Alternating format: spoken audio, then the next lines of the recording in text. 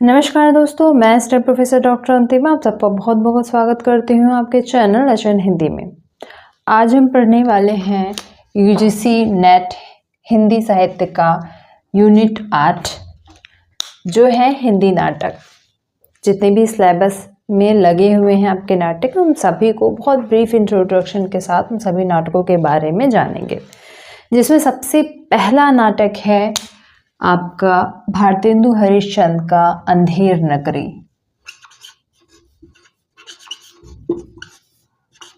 अंधेर नगरी, इसके लेखक हैं भारतेंदु हरिश्चंद्र। आधुनिक काल में अगर बात करूं तो सबसे पहला इंटरेस्टिंग नाटक था ये।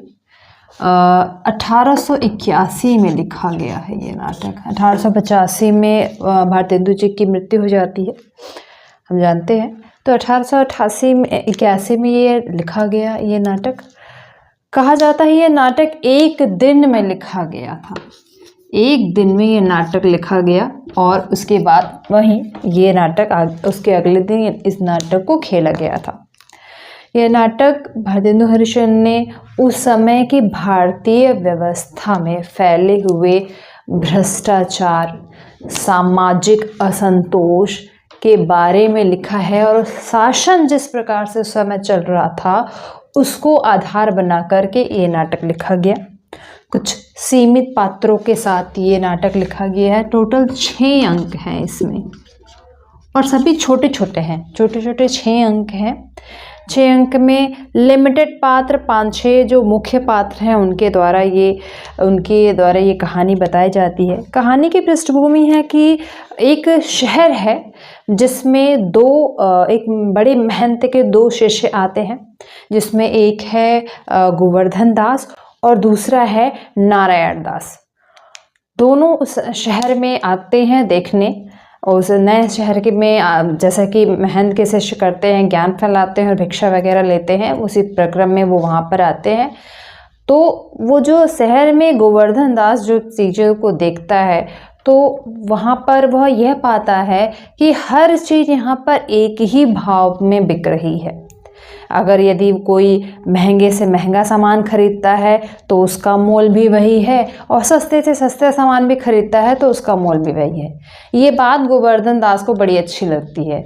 उसे लगता है भाई मतलब यहाँ पे कोई भेदभाव नहीं है, कोई खर्चा नहीं है। मेरे पास 2 रुपये है तो उसका मैं मिठाई भी खा सकता हूँ, 2 रुपये का मैं खाना भी खा सकता हूँ, 2 रुपये का मैं कुछ भी कर सकता हूँ। मतलब बहुत एक जैसी व्यवस्था चल रही है और गोवर्धन दास को ये चीज़ बड़ी अच्छी लगती है। गोवर्धन दास थोड़ा सा लोभी प्रवृत्ति के हैं और इस चक्कर में वो जब वहाँ से जाना होता है, उस शहर से, उस अंधेर नगरी से जब जाना होता है तो वह महंत दास से कहते हैं कि भाई अब हम यहाँ, नारायण दास से कहते हैं कि अब मैं यहाँ से नहीं जाऊँगा, तुम जाओ, मुझे ये शहर बहुत अच्छा लग गया है, मुझे यहीं रहना है। यह सीन ख़त्म होता है। दूसरा सीन आता है कि एक किस्सा होता है जहाँ पर एक बकरी मर जाती है दीवार के गिरने से। अब दीवार के गिरने से बकरी मर गई तो जो बकरी का मालिक है वो राजा के पास जाता है और बोलता है कि मेरी बकरी तो मर गई है, मुझे इंसाफ चाहिए। अब इंसाफ चाहिए तो भाई उस समय यह है कि खून का बदला खून, यह शासन का मांग है। तो अब ये हो कि कौन उस बकरी को मारा है, इस चक्कर में एक लंबी पूरी श्रृंखला चलती है कि वह दीवार किसकी थी, दीवार कैसे बनी, किसने बनाई, दीवार बनाने में क्या क्या सामग्री लगती है, उसको बनाने में किन किन लोगों का हाथ था। हर चीज़ों को बाकायदा नोटिस किया जाता है। लास्ट में जब ये एक आता है कि जो असली आरोपी निकलता है, ठीक है, अप्रत्यक्ष रूप से जो असली आरोपी निकलता है उसको बुलाया जाता है, फांसी के फंदे उसके ऊपर लगाए जाते हैं। तो पता चलता है कि वह फांसी का फंदा तो बड़ा है और जो बंदा है वो बहुत दुबला पतला है। ये लास्ट में फैसला निकलता है कि भाई बकरी मरी है, इंसाफ तो तभी मिलेगा जब खून का बदला खून होगा, तो उसके बदले में किसी न किसी को तो मरना पड़ेगा। तो राजा का आदेश है कि जाओ शासन में, हमारे राज्य में जा करके जो सबसे हट्टा कट्टा, ये जो हट्टा कट्टा व्यक्ति दिखाई दे, पहला उसको उठा कर ले आओ। लोग निकलते हैं, वहां पे देखते हैं कि गोवर्धन दास जो कि देखते हैं कि एक ही चीज का हर चीज मिल रहा है, खुद प्रसन्नता के साथ रह रहे हैं। वो उन अच्छे खासे हट्टे कट्टे भी हो चुके हैं, उनको लोग उठा कर ले आते हैं और राजा के पास सपोर्ट कर देते हैं कि भाई यही मिला है जो सबसे पहला मिला है। अब ये होता है कि फांसी उन्हीं को दी जाएगी। अब गोवर्धन दास को ये समझ में आता है कि दरअसल जिसको वो बहुत उस राज्य की खासियत मान रहे थे कि अंधेर नगरी चौपट राजा, टके सिर भाजी टके सिर खाजा का मतलब क्या है, वही जो सबके लिए सामान्य होगा। मतलब कोई विविधता नहीं है तो मरना ही है, तो किसी न किसी को भी उठा करके इंसाफ दे दो। वहां पे गोवर्धन दास थोड़े डरते हैं और अपने महंत अपने को याद करते हैं। महंत जी का आगमन होता है और वो राजा को पट्टी पढ़ाते हैं कि भाई इस समय जो मरेगा और जो वो स्वर्ग जाएगा। राजा भी की भी जो बुद्धि है, जो उसकी क्षमता है बुद्धि की, वो उसको यही बताती है कि नहीं नहीं, जब स्वर्ग ही जाना है तो मैं ही जाऊंगा। तो ये एक और राजा को सूली पे चढ़ा दिया जाता है और सब बच जाते हैं। कहने का मतलब ये सत्ता उस समय की जो चल रही थी, वो जो शासन व्यवस्था थी, उस पर एक कटाक्ष किया है भारतेंदु हरिश्चंद्र ने इस नाटक के जरिए कि सच में इस समय यही व्यवस्था चल रही है कि सब अंधेर नगरी है, कोई नहीं देख रहा है कि किसका हाथ है अपराध में, किसका हाथ नहीं है। जनता को दिखाना है कि न्याय मिला तो किसी को भी उठा करके सूली पर चढ़ा दो। ये जो चल रहा था उस समय सत्ता वर्ग में, इसको भारतेंदु हरिश्चंद्र ने अपने नाटक में प्रतीकात्मक रूप से दिखाने का प्रयास किया है। ठीक है, अगला जो नाटक है वो इन्हीं भारतेंदु हरिश्चंद्र का ही नाटक है, वो है भारत दुर्दशा नाटक।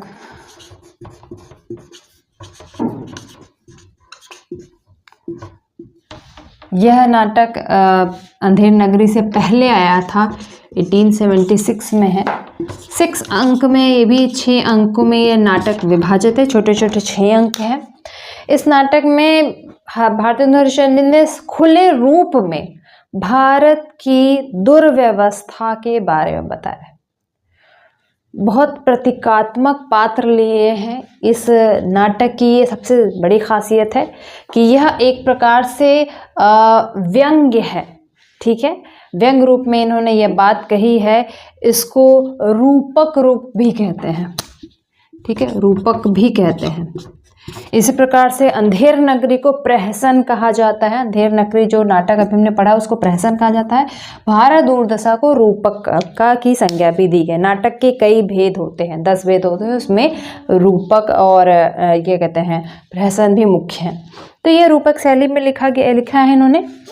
इसमें उन्होंने भारत जो मुख्य पात्र है वही उन्होंने दिया है कि एक पात्र है भारत, स्वयं भारत, जो अपनी कहानी बता रहा है। वह नायक के रूप में है, वह अपनी बातें बता रहा है और कहीं ना कहीं नायक की जो दुर्व्यवस्था है उसके बारे में होगा कि किस भारत जो था वो पहले कितना समृद्ध राज्य था और किस तरीके से होता जा रहा है। अगला जो आता है पात्र इसी में भारत दुर्दैव, यह नेगेटिव पात्र है। ठीक है, नकारात्मक पात्र है। यह कह सकते हैं विलेन है यहाँ का, जो भारत की दुर्व्यवस्था का पूर्ण रूप में जिम्मेदार है। और इसके ही कुछ साथी हैं, जैसे डिसलॉयल्टी, इस नाम का भी एक पात्र इसमें आपको मिलेगा। ये पूछा भी जाता है एग्जाम में कि डिसलॉयल्टी पात्र किसमें है। निर्लज्जता, सत्यानाशी फौज जो है वो सब इसी भारत दुर्दैव के ही सहयोगी हैं, जिसने भारत की व्यवस्था को या भारत की दुर्दशा के जो जिम्मेदार हैं। इसके अलावा अगला जो इम्पोर्टेंट पात्र इसमें आता है वो है भारत भाग्य।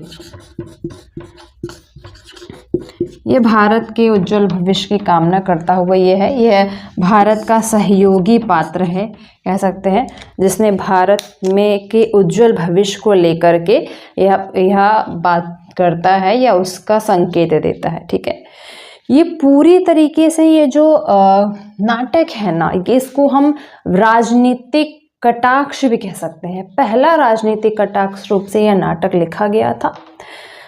इसकी खासियत ये है कि इसमें बीच बीच में पद दोहों का भी प्रयोग हुआ है। ठीक है। तो वह दोहा जो है वो ब्रज भाषा में लिखा है इन्होंने, ठीक है।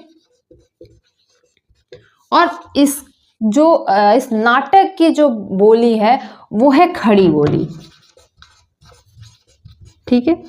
तो नाटक की बोली खड़ी बोली है और इसमें जो दोहे का प्रयोग किया है वो है ब्रज भाषा का। और दोहा भी अलग से आपको इसमें पूछता है कि किसका है, किस नाटक में ये लिया हुआ है, तो इसको आप ज़रूर अच्छे से देख लेंगे, ठीक है।